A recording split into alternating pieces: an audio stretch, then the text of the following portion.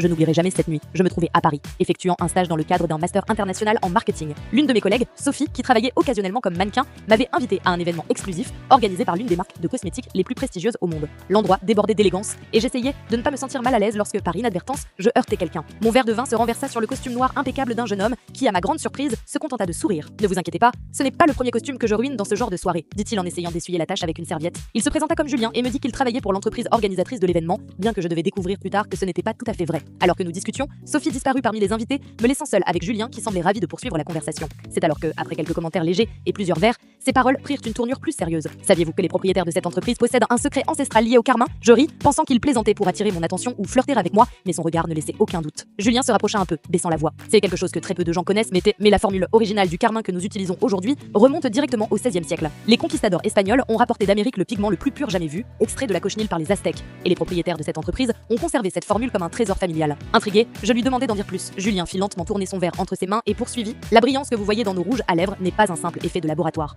En plus du carmin, nous utilisons de la poudre de perles véritable et de la mica naturelle extraite à la main pour sublimer son éclat. C'est tellement exclusif que presque personne au monde ne peut le reproduire. Ces paroles restèrent avec moi pour le reste de la nuit. Tandis que les lumières de la fête continuaient à scintiller, je ne pouvais m'empêcher de regarder Julien, ni de remarquer les lèvres parfaitement maquillées des invités. Ce n'était pas seulement du maquillage, c'était une fenêtre sur un passé rempli de mystères et de convoitises. Depuis lors, chaque fois que je vois un rouge à lèvres rouges, je repense à cette confession. Quel secret ce rouge vibrant renferme-t-il? Jusqu'où une famille irait-elle pour les protéger? Peut-être ne le saurais-je jamais, mais cette nuit-là, je découvris qui était vraiment Julien. À la fin de la soirée, alors que je récupérais mon manteau, quelqu'un prononça le nom de famille de Julien. C'est alors que je compris. Julien n'était pas un simple employé, il était le fils aîné des propriétaires de l'entreprise, l'héritier d'un empire bâti sur des secrets et des traditions. Tout à coup, ses paroles, son attitude et ce sourire énigmatique prirent tout leur sens.